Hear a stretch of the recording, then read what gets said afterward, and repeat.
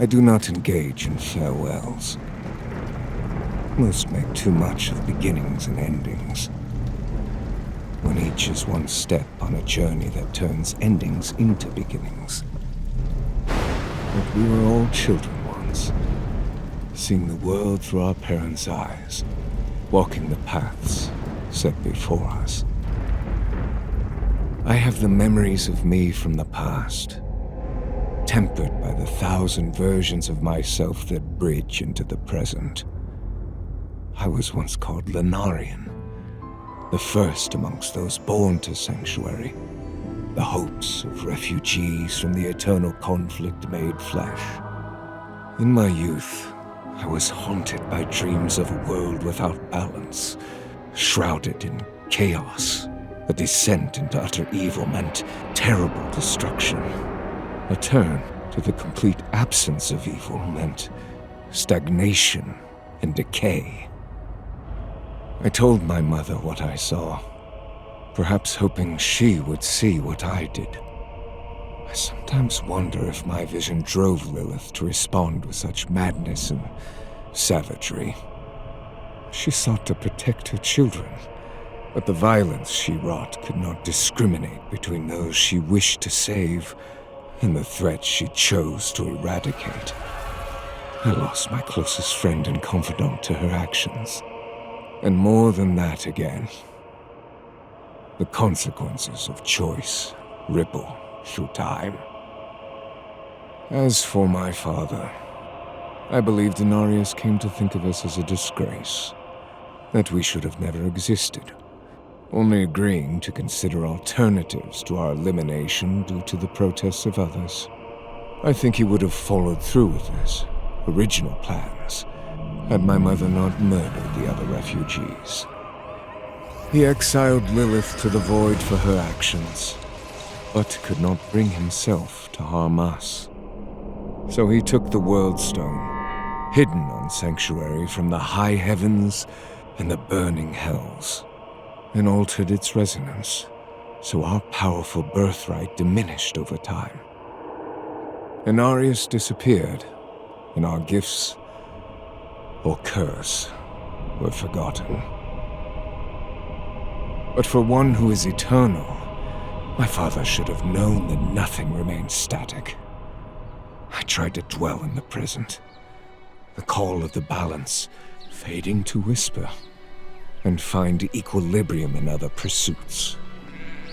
I found peace in the cycle, in the simplicity of the world around me, in love and life, but that peace was shattered, the cycle abused.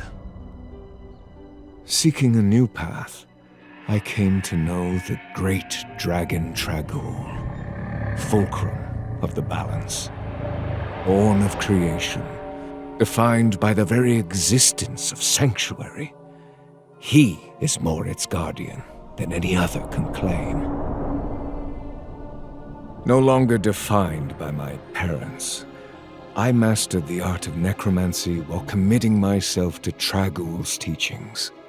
Eventually, he gave me a new name, one better suited for the path I chose for myself.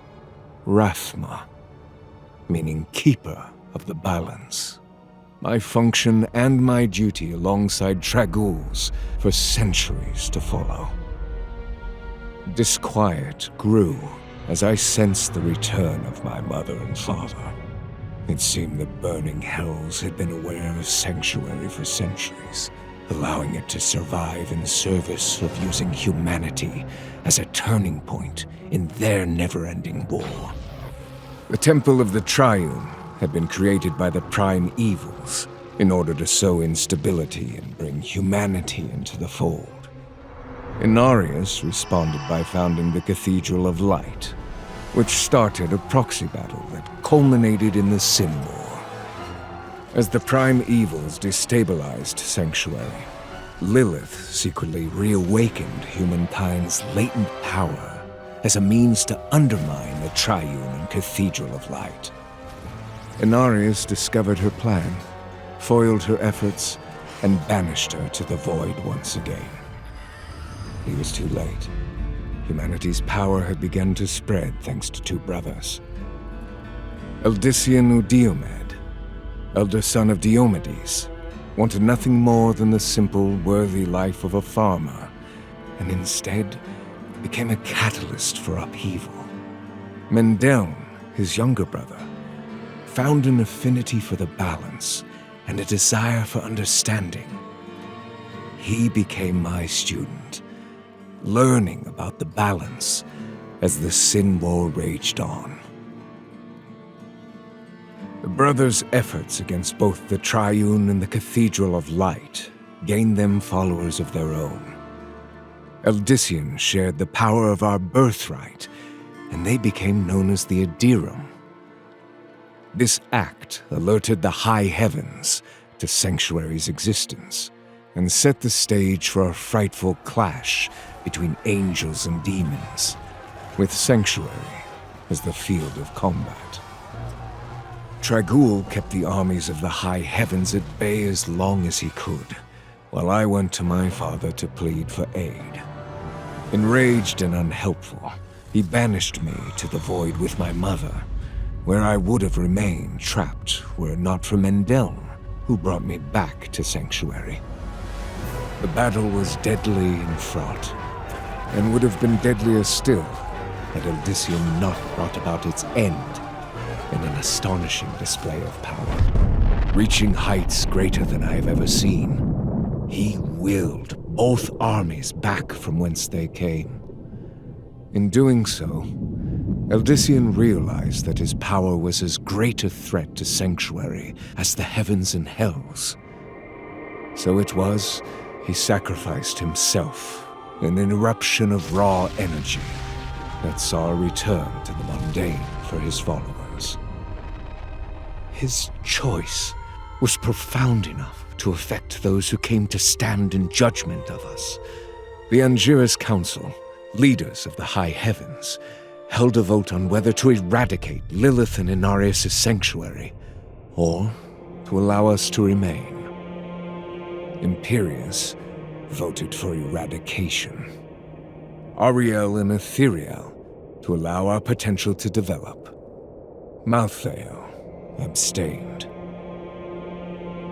We despaired an even vote would have meant our doom. Ethereal, the Archangel of Justice, who had come to Sanctuary of his own accord to witness Inarius' crimes for himself, was so moved by Eldician's choice, he voted to spare us. As the Council debated on how to prevent the burning hells from corrupting Sanctuary, they accepted a bargain from Mephisto himself. A truce, wherein both sides would withdraw from Sanctuary and allow it to grow, untouched, so long as humanity was no longer a threat, and Inarius punished for his crimes. To this end, humanity was left to its own devices, their powerful birthright once again diminished, and Inarius was dragged into the depths of the burning hells to suffer at the hands of Mephisto. Tragul protected Mendeln's memory, a bittersweet gift, as those around him remembered nothing of Eldician's sacrifice. Mendeln shed his mortal name and accepted one from Tragul, Kolon, meaning teacher. But the truth of the balance must be passed on to future generations. Kolon would go on to pass our teachings to his own students, necromancers, who would become known as the priests of Rathma. It has been their duty and function to keep the balance as the millennia pass. My dreams have once again been haunted by shattered images, a vision of the end of Sanctuary that coalesced into prophecy. A prophecy I know Inarius is driven to interfere with, believing it about him, a savior, piercing hatred's heart in hell. Our choices always betray us. I locked the gates to hell, knowing it is only a matter of time before he discovers what I've done and comes demanding the key. One way or another, we hurtle towards the prophecy's end. Or perhaps its beginning.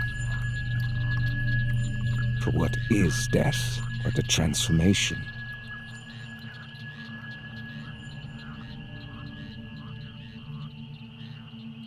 I saw my corpse, and from my mouth crawled hatred. A father burned his children on a pyre, and a mother molded a new age from the ashes. I saw the weak made strong, a pack of lambs feasting on wolves.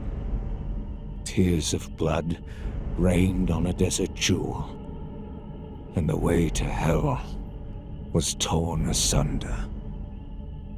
Then came a spear of light, piercing hatred's heart. And he who was bound in chains was set free.